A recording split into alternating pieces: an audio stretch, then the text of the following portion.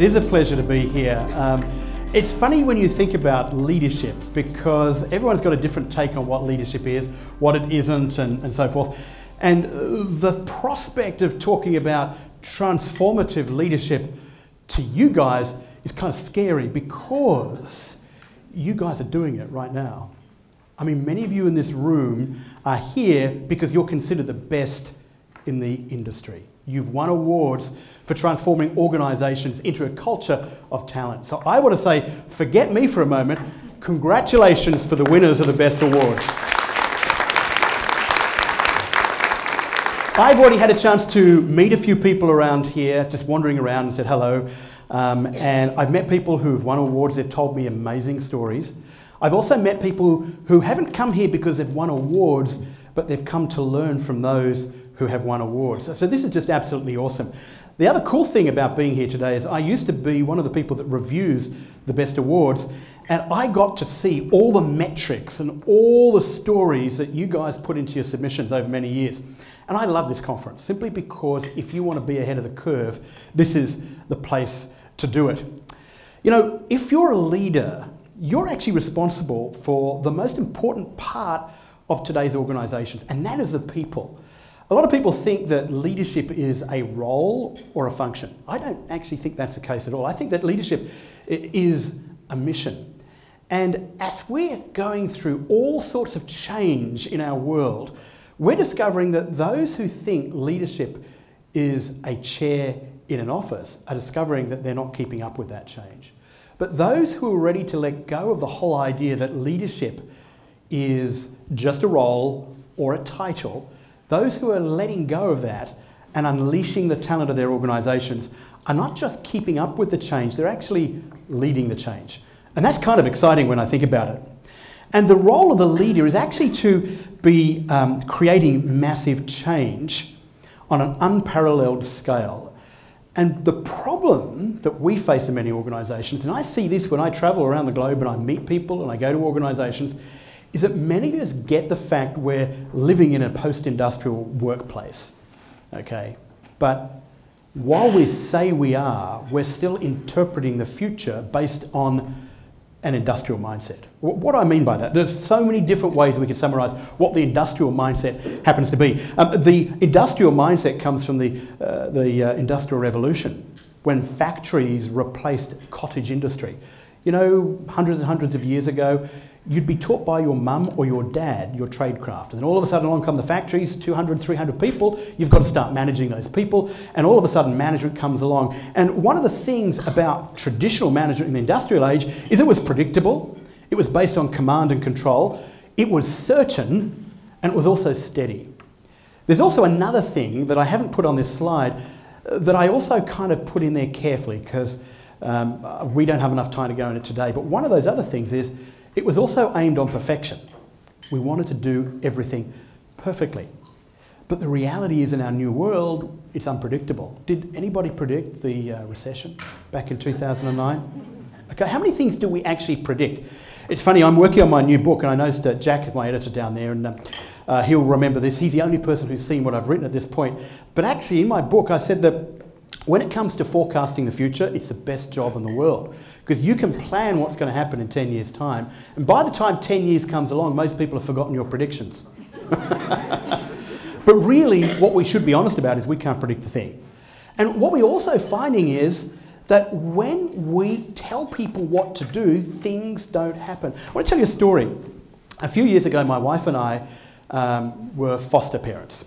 We took into our home some kids who had particularly special needs. They'd been neglected by their parents. And one of them, a 9-year-old guy, I'm going to make up his name because I don't want to be public with his name, let's call him Josh.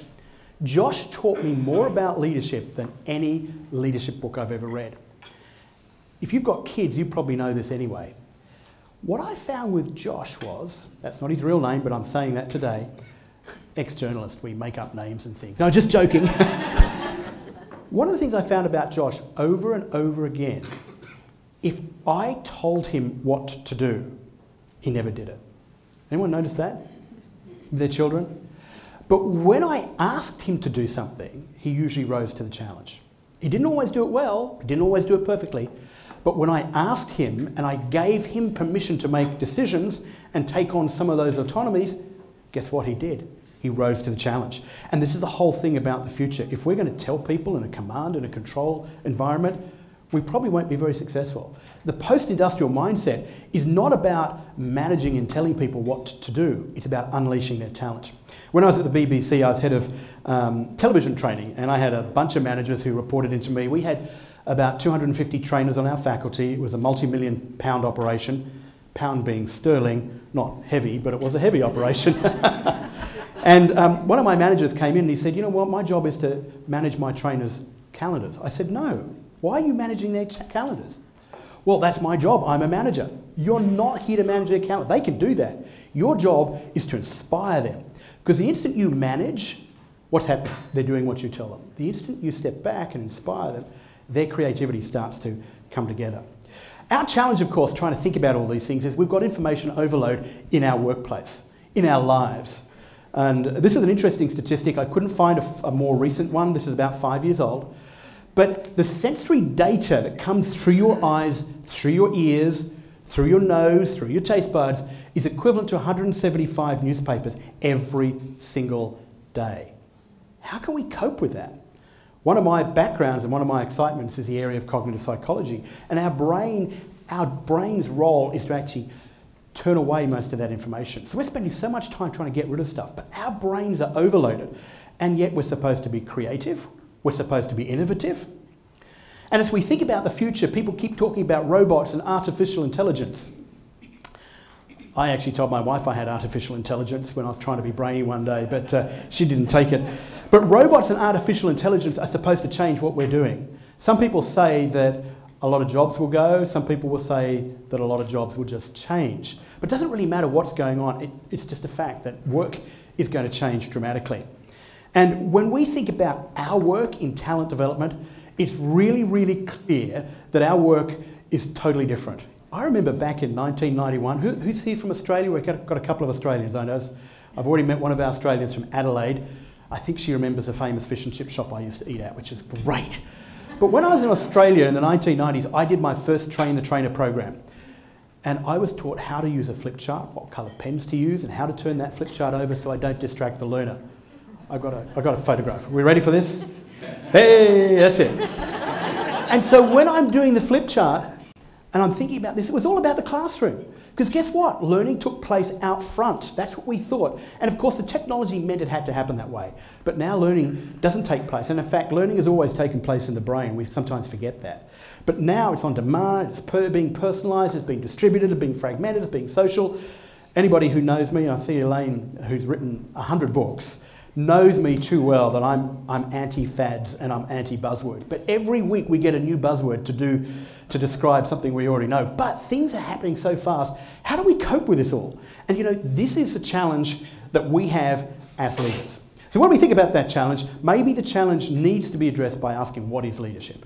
And so many people have different ideas of leadership. We could say leaders are people who lead people, lead thoughts, lead organisations, or we lead ourselves.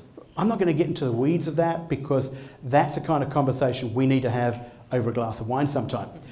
What I do want to do is just pull one quote from John Quincy Adams, who said that if your actions inspire others to dream more, learn more, do more, and become more, you are a leader. And I get excited by that because one of the things I've discovered, having had to lead people, is that actually the more I inspire, the more they create the future. The less I inspire, the less I let them dream, the less that we actually get. So over the next 35, 40 minutes or so, I want to share some thoughts about leadership. These are going to be like little pots of wisdom that I've collected along the way.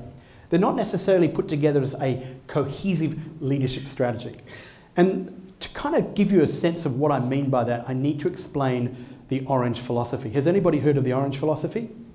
No, that's good. It's my philosophy. I invented it. So if you could please write down orange philosophy, I like buzzwords, and just say this is the new buzzword this week, orange philosophy. But if I give you an orange, you might cut it into quarters and eat it. If I give an orange to somebody else, they might slice it. Another person might peel it. At the end of the day, it's still an orange. You still get the vitamin C and it still tastes like an orange.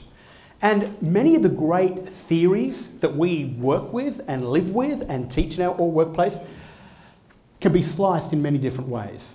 You know, I teach storytelling. You can go back to Plato and hear his idea of storytelling, Robert McKee's idea of storytelling. They just slice and dice the same concept in different ways. So what I'm doing today is slicing it in a way that makes it work for me. And 4 areas that I want to look at and maybe share with you and maybe get your thoughts on that we need to be thinking about transforming our organisations. The first one is vision.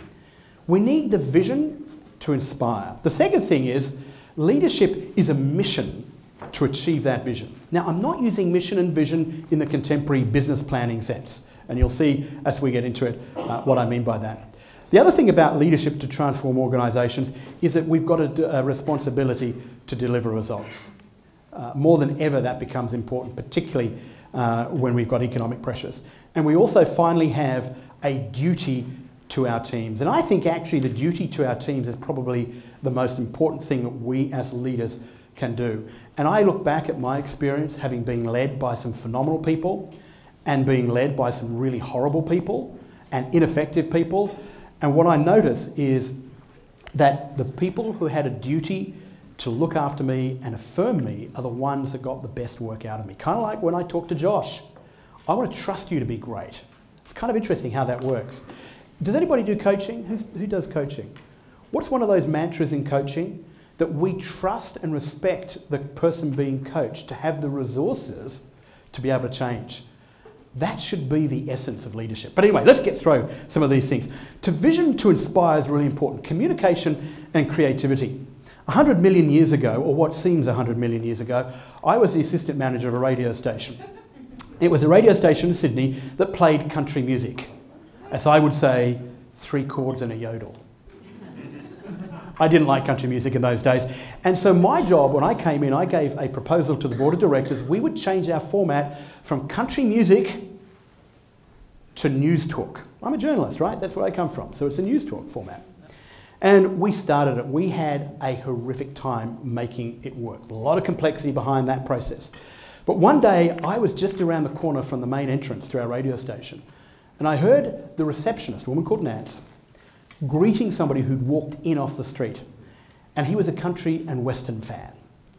Cowboy hat, I imagine he had spurs on his boots. Well, maybe not, I didn't see him. And he came up and he said to Nance, he said, I just can't stand this new news talk format.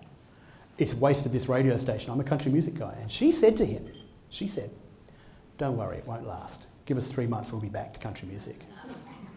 How do you think I felt? Has anybody ever had a change initiative where everybody has been against what you want to do? You see, the vision wasn't communicated and the vision wasn't shared.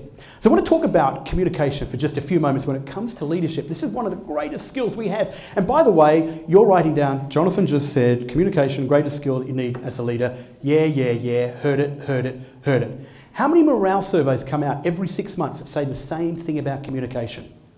Communication fails, communication fails, communication fails. It's like gridlock on the freeway. Everybody complains about it, but nobody does anything to fix it. So what can we do to fix it? Probably understand it better. That's what I'm thinking. And one of the things we need to do is avoid the temptation to think there's a perfect formula. I was in an airport the other day, Frankfurt Airport. I go in there to the English-speaking section. I go and spend a little time in the German-speaking section. It makes me look intellectual, even though I don't understand anything in German. And then I sort of, okay, and I move over to English. And then they've got 101 ways to be the perfect communicator. How to do this perfectly. You know what? Communication is not something you can get perfect. It's different everywhere, and it's messy, it's untidy. And the reason for that is, when we communicate, we actually rely on other people's memories to make sense of what we do. You're thinking, what's that really mean? Everybody has a different idea of what that word means. Every time I tell a story, somebody has a different idea of what that story is. Don't believe me? Let me ask you to do a trick for me. Can I ask you real quick, if you've got a pen, I'm going to ask you to write down on a piece of paper. This is not school, so you can't write on the table. Write down on a piece of paper the first thing that comes into your mind when I say this word. So you ready for it?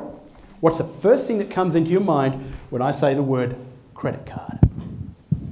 Write it down. Don't tell anybody next to you, because if you do, it'll be easy to cheat. And we don't want to cheat on a morning like this.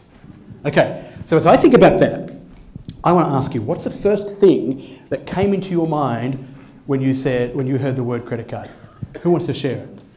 Nobody wants to share it. Yeah. What's the first thing that came to your mind? Debt. Debt. Ah, okay. Who had debt? Anybody else have debt? Surprise, surprise. Money. Money. Okay. Any others? Who else had other things? Yeah. What did you have? Shop. Sorry, one more time. Shop. Ah, shopping. Yeah. What have we got here? So, what came into your mind? Spend. Spend. Do you know what comes into my mind when I hear the word credit card? Miles. I spend my life trying to scam United Airlines. I buy everything on my United Visa card and then we go and pay them back at the end of the month. And it's kind of like saying, sorry, you didn't make any money out of me, but I got some free miles. Here's what's interesting about that. Some people think credit card is bad. Some people think credit cards are good. Some people think credit cards are just money and neutral. So if we've got 3 or 4 different ideas of what a credit card means, and we've got 5 words in a sentence, we've now gone from 3 or 4 different interpretations to what? 15 to 20 different interpretations. How can we ever expect our communication to be right? So when it comes to being a perfect communicator as a leader, our job is to understand not what we say is important, but what is understood. And the definition that I use for communication is a process of creating shared understanding. It's not about what I say. Guess what? Every person is going to leave here saying I said something different. I'm going to listen to see what they said. It's kind of fun. But that's because you're interpreting it through your framework. We've got people from India, from China, from the United Arab Emirates who are going to be drawing on their experiences to make sense of what I say. How can I predict in any way possible what's going to happen? So this is where it becomes really, really messy. And communication shares 4 letters with 4 other words, a bunch of other words too: common, community, and communication. So being a good communicator is not about getting your message across. That's the industrial mindset. Being a good communicator is about finding out what people understand. And that comes through listening. In fact, listening more than actually speaking. There's that old saying, what have we got, 2 ears and 1 mouth, so we should listen twice as much as we speak. And I kind of like that too. But that's what communication is all about. So in other words, when it comes to communicating, when we're leading a team, it's about not saying, have I told them yet, but do they understand? Anyone been to those meetings? You're sitting there and someone says, did you not get my email? Yeah, right, yeah. I've been to meetings where the email was sent 3 minutes before the meeting. Okay, so nobody had a chance to do it. That's kind of what we call a hijack. And the question then becomes not did I get my message right, but have they understood? Do you see how important it is to actually listen? So communication is a process of creating shared understanding. And our problem in this day and era is that we're pushing out too much information when there's already too much noise and stuff out there that we're creating sensory and cognitive overload. So communication is one of those secrets to good leadership and transforming your organisation. Creativity is another part of that. And if we can't help people understand the vision by listening to what they say about it and hearing how they understand it, we're not going to be successful. But creativity is another part as well. And when I think about creativity, I think about all sorts of interesting stories. I was at a cocktail party in London. People thought because I worked at the BBC I could give them a job on TV shows. I was in the training department. I don't hire people to make TV, but they would come up. And this woman, maybe 22, 23 years old, came up and she said, Jonathan, I'm a creative TV director. She was angling for a job, right? And she looked like the right part. She had that kind of bohemian creative look, you know, and she spoke with the right accent. You know, these days, creative people dress in a certain way. Have you noticed that? It's kind of like a uniform that all the creative... No, sorry, I'm being cynical. And she said, I'm a creative TV director. I need to come and work at the BBC. So I said to her, okay, cool, that's great. So what TV show have you created? Oh, well, tell me more. Well, yeah, I was a film major. Oh, good. So what TV program have you created? Well, I'm a creative TV director and producer. What have you acted? You know what? She had some great ideas. She was imaginative. She wasn't creative. To create, you've actually got to deliver. And that's what creativity is all about when it comes to being a leader. And I think one of the great things that leaders are there to inspire people to do is to help people have the freedom to go out there and fail. People usually quote Edison, but a more contemporary example of this is Sir James Dyson. Apart from being a guy who's got a creative collar and tie, He's worth 7.8 billion pounds. Once again, this is not his weight. It doesn't look that weighty, does he? But when he created the Dyson vacuum cleaner, he had more than 5,000 attempts to prototype the vacuum cleaner. This is just absolutely amazing. That's why he's worth $7.8 billion. If we're really going to lead people to creativity, we've got to be prepared to have all of these failures and these flops. If we don't, we're not going to get there. And it's so interesting. I've been to conferences where I see CEOs get up and say, we've got to be prepared to fail. We've got to be prepared to fail. And then you hear this story about somebody losing $10,000 because they tried something that was really innovative, and then they're either fired or sent to the office in Siberia. It's interesting, isn't it? They don't actually do what they're going to say. So failure becomes really important. So I'll just share a quick formula. We don't have time to go into too much right now. But creativity and innovation is really about having the imaginative mindset combined with critical thinking and the ability to put something into action. Imagination plus critical thinking plus enactment is what actually equals creativity. When I was doing foster care, the kids used to come home with their math textbooks. To the Australians, notice how I said math textbooks. I've learned, not maths. But the math textbook they come home, I'd look at it, I couldn't understand it. So I'm hoping you guys are old enough as me to understand that's the old way an algorithm looked. But if we're really going to be successful in our teams, we need to spur on imagination and think about the what if.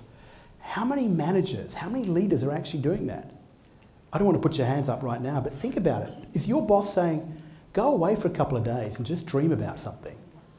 You know, try that. And what about going that one next step and saying, when you come back, I want you to look at the business plan and see how one of those ideas actually matches up to the business plan. Because when that starts happening, we start unleashing the power of creativity. And it's no longer you as a leader that has to transform the company, it's your teams that are going to multiply that transformation. So we talked about vision. The next thing is mission to achieve. And the mission is really, really important. And it's the word I'm using to actually talk about what our mission is to do on a day-to-day basis. As leaders, it's all about relationship and discipleship. Anybody here from India? Who's here from India? Fantastic. So I was in Kochi. Anyone from Kerala? Yeah, cool. So you'll know the newspaper Malalaya Manorama, and I probably mispronounced it, okay? So I was running some workshops and doing some speaking engagements with this big media company in Kochi, and we were talking about relationships, and we spent a lot of time looking at how relationships lubricate a successful organisation. I said, once you blow a relationship, it's gone. And a wise guy came up afterwards, really wise guy, and he gave me the best analogy for relationships I've ever heard. And he said, Jonathan, I see relationships as a china plate, like a dinner plate. He said, you can break a dinner plate and glue it back together and still eat off that dinner plate, but it's still a broken plate. And relationships are actually like that. Now, I don't know if that's an Indian proverb or whether that was his wisdom that he just shared with me. But when I think about that, what was maybe 20 years ago, I was on an ATD committee to come out here and do some stuff at the conference. And I asked my boss for a ticket to come to the conference. And my boss said, no, we don't have the money for it. Anyway, I pulled out my wallet and I paid for it myself. When I was at this conference, guess who I ran into who'd been paid business class to come to the conference? How does that make you feel? And here's what's really interesting about that. I never trusted that guy ever again. Relationships are about trust. They're about actually valuing each other. We'll talk about that in just a little bit too. And in our organisations, it's so easy to get torn away as a leader, torn into the political kind of turmoil that takes us away from actually building the relationships that make things work. Relationships are built on trust. And here's just a couple of thoughts about thinking about trust and how that works. If we're going to build trust, that means keeping our word. If we're going to build trust, it means being consistent. I made a really bad mistake the other day. I was doing a workshop and somebody came up to me and they said, oh, what do you think about this person who's written a series of books? And I said, yeah, they're really cool. And I was kind of lying about this guy because I didn't actually think I didn't like his ideas. I thought they were pretty superficial. And so anyway, but this person really liked him, so I was being complimentary. About half an hour later, somebody else said, oh yeah, we're using this guy and his methodology and this, and I said, what do you think about that? And I said, oh, I think it's a load of crap. I was really honest. The other guy actually heard what I saw, and I saw the look on his face, and I realised, wow, how disingenuous is that? And how often do we do that as leaders? It's so easy. If you're a leader, you're walking down the corridor and everybody wants a piece of you. We had a campus in just north of Birmingham, and we had about 50 trainers out there. Every time I used to drive from London to go out there, I tried to be out there once every week to meet with people. I'd have people following me, wanting me to give this decision and that decision and this decision. Half of them were trying to bypass their managers, you know, playing good cop, bad cop, one parent against the other. But I couldn't stop without being interrupted by people. That's not a bad thing, that's what our jobs was. But it's so easy to make a dismissive comment or remark that you don't think about, and then that just totally derails trust. Being real and authentic, listening first, being transparent, and talking straight, one of the most important things. Will Lewis was the editor-in-chief of the Daily Telegraph in London, where I led a training project to transform that newspaper to what they call a converged newsroom. It's a groundbreaking project.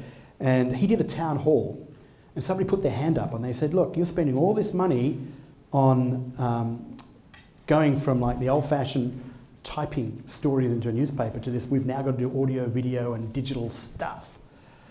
How sure are you that it's actually going to be a success? And this is what all the newspaper companies were asking around about 2004, 2005. He said, I've got no idea. How do you think they felt when he said that? I've got no idea if it's going to be a success. But then he followed on and he said, but I do know if we don't do anything, then we're going to fail. And it was kind of interesting. He talked straight, and that's one of the most powerful things that we as leaders can do.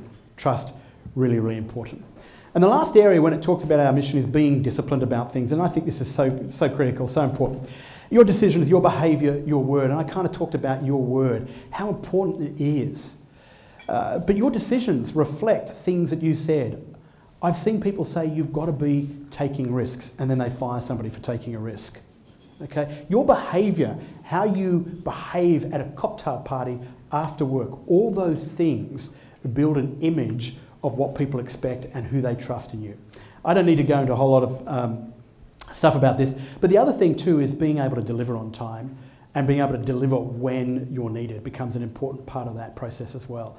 And leaders who are not disciplined are the ones that also let down their teams and let down their stuff. I had a boss, it's hilarious. I had actually I'll translate it into dollars. It was about $7 million worth of his budget that I was responsible for, a couple of hundred of his staff. Over an 8-month period, he did not meet with me once. I was spending his money and leading his staff. Every month I went to his secretary and I said, hey, I need to meet with so-and-so. Yep, I'll put you in the calendar. The day before, every month, leading up to the day he was fired. Every month she wrote and she said, sorry, he's gone somewhere else, he can't do it. How can you have trust and respect for that? And it might have been difficult for him to do it, but what would have happened if he took the extra effort to meet with me? It's kind of strange, isn't it? So the next issue is responsibility for results. And this is what we need to be really obviously focused on. If we're not taking responsibility for results, we shouldn't be a leader. And this is where, once again, combats with that traditional notion of, I'm a fancy manager, fancy leader, sitting in the office, I've got the corner office with the window views, that's my job. No, that's not your job, it's a mission to get results. And there's two things that I want to share with you that I think are really important about responsibility for results. And the first thing is energy management, and the second thing is self-learning. The energy management comes down to a lot of different things, but one of the principal things that I see all the time, and I bet you see all the time, is what I call the badge of shame. Most people wear this as a badge of honour. And by the way, anybody from Washington, DC here? You hear this every week you go to a cocktail party. Oh, I did a 12-hour working day. Yeah, it was a 65-hour working week. When I was at the BBC, I had one guy who worked on my team for the entire 7 years. Poor guy. I was his boss for 7 years. Can you imagine how bad that was? Anyway, I used to come to 6 o'clock and I'd say, Phil, why aren't you going home? And he said, in a joke, he was a really cynical guy, very funny. He said, "Oh, I'm waiting for you to go home." Isn't that the thing that kind of happens in our workplace? But it's really interesting. All the studies show that when you do long working hours, you actually become less effective. You become less effective. I actually wrote about it in my latest book. I flew into Charlotte in North Carolina and I insulted somebody. And it wasn't the ticket agent, by the way. It was on a workshop. I'd literally done the red eye from California. I hadn't had any sleep because the National Snoring Convention was in a row behind me. And so I'm there at North Carolina getting ready to do my thing, and somebody asks a question 3 times. Sorry, 3 different people ask a question, the same question. I've said it 3 times. I have no energy whatsoever to do this. And I turn around, and like I've said already 3 times, at the time I felt, oh my gosh, I shouldn't have said that. I'm a professional. But I was dog tired. She actually wrote it in the feedback form. I can see Elizabeth, who I do a lot of work for. None of your clients, Elizabeth. None of yours.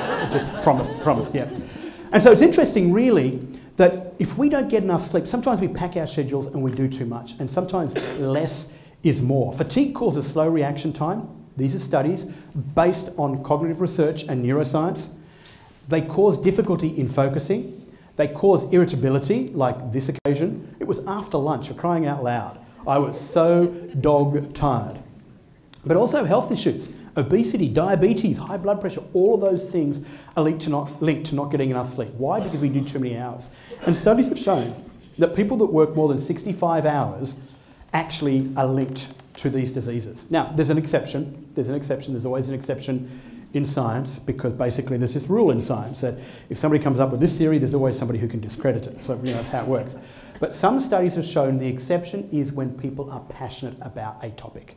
Okay, so if you're passionate about that, that's not going to lead to those same issues. But more often than not, I meet people in our workplaces who are not passionate about it. And what are we doing? We're forcing them to work longer and harder. A Harvard study actually shows that if you sleep on average 4 to 5 hours a night over 4 to 5 days in a row, it's equivalent to having had a 24-hour period without sleep. So your cognitive reaction time is slower, your ability to abstract and cause reasoning is slower. And 24 hours with sleep is equivalent to being legally drunk. 0.01 alcohol content. 0.1 is way more than legally drunk. But it's interesting, isn't it? And yet our industry and our professions all spend our time saying, I'm working harder. When somebody tells me they're doing lots of hours and I can see they're drawn, they're tired and they don't like their work, I know that they're actually no value for money for their employers. So it's kind of interesting, what are we doing to create the space? As well as that, think about diet, think about exercise, all those things are important. I don't actually do much exercise myself. I call it the 12-ounce curls, that's my exercise, but that's a different story altogether. The other point here is if we're not learning, we're not being good at what we're doing. So what are we doing to do learning in ourselves? We're like the cobbler's children. I used to tell my staff, if you're a learning professional, you're a professional learner. If you're not a professional learner, you've got no right to call yourself a learning professional. You understand the cognitive processes of learning. If you're not using them, you've got no right to expect anybody else to use them. And so what are we doing? So I was having a conversation with a bunch of CLOs, and I said, so what are you doing to train your staff? Being high and mighty, because I just read a magazine. I probably read one of your books, Elaine. What are you doing to train your staff? And I said, what are you doing to train your staff? And well, we've got this big project. It's 3,000 rollout, and it's an IT implementation project. Oh, we've got this new leadership program. I said, well, what are you about? Your trainers. Nothing. And I went away thinking, maybe I've just moved the goalpost, until I sat on an aeroplane. I got bumped up into first class. And they gave me a glass of wine, and I thought, what did I do when I was a learning executive? I hardly ever sent my trainers on training. I was just as guilty, just as bad. We do what are we doing? How can we be good if we don't have active strategies to actually help ourselves develop? Really, really important. The final thing is duty to your team, and this is kind of leading us towards the end as we look at what's going on. And if you've got questions or comments that you'd like to share, or if you'd like to say what I said is a load of crap, I'm absolutely welcome welcoming your opinions and thoughts on that. But the duty to your team, I think, is the most important thing. And two areas that we can be dutiful to our team is actually to affirm their work and protect them from politics. And I will bet that some of these things resonate with your own experiences. If you're not raving about your team, you're missing a huge, huge benefit. I was taken aside by a senior executive who said, Jonathan, stop talking about how good your team is. I took that as a reward. I later found out that most of her team didn't like her and most of her team felt disillusioned because she never talked about how good they were. And I used to go and say, Simon just edited this terrific television program and he's actually done this and this and this and this. Here's what's really interesting when you rave about your team. They feel empowered, they feel affirmed. But the people who hear you raving about it, they forget their name, they remember you. It's kind of, and I'm not saying this as a trick to try and manipulate, it's just the natural way things work out. The more you rave about your staff, your people, the more people will actually think of you as a leader and see their results as your results. But the more you give them the encouragement and the nurturing to actually to go ahead. Marylebone High Street is a posh street in London. Don't know if anyone's been there. My office was there for a long time. I lived a few blocks back on Wimpole Street, which was famous because Mr. Doolittle lived there in My Fair Lady, and Paul McCartney wrote Yesterday in the flat opposite my flat. Really kind of cool stuff. But I went back to Marylebone High Street to the Angels in the Field pub. That's where I used to go for lunch when my office was just there. And a bunch of ex-BBC guys came up and they said, hey, we want to come and have a beer with you. I hadn't been to London for 7 years.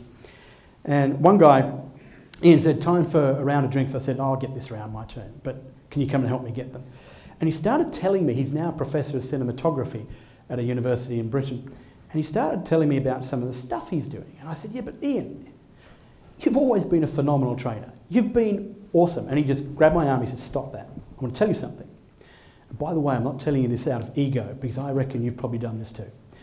He grabbed my arm and he said, over 25 years in BBC training, you're the only boss that ever told us we're good at what we did. Think about that. Why do you want to go to work if no one tells you you're any good? And even if they're not good, if you don't tell them they're good at something, do you think they want to be better at anything else? And this is so common throughout our organisations. Rave about people. Tell them how well they're doing. Be their cheerleader. Do you know what? I think I wasn't a very good learning executive. I had a great team. They made me look good. Leadership is not about us and what we do. Leadership is about what we allow the people we're responsible for. It's about our duty to serve them. It's about our duty to protect them from the turmoil of politics. It's about our duty to help them achieve the mission. So I want to leave it at that point and just remember that sometimes you don't need to go to people like Bill Gates and Steve Jobs to find these great leaders of organisations, or Jack Welch. We used to talk about Jack Welch a few years ago. I sometimes think about the guy I called Josh, I'm not telling you his real name, the foster guy that spent some time in our house. When you enable people to be great, and when you give them everything they need to be great, that's when you're going to see them become great. And that's our future. That's our future if we're going to really be transformative in our leadership. I know there's a whole lot of pots of ideas and things that we've just thrown in here, but life's messy. There's not always a complete theme or model to make things work. And I just want to leave that with you. Think about Josh. When he had the autonomy to do it on his own, he excelled. Thanks, Kristen.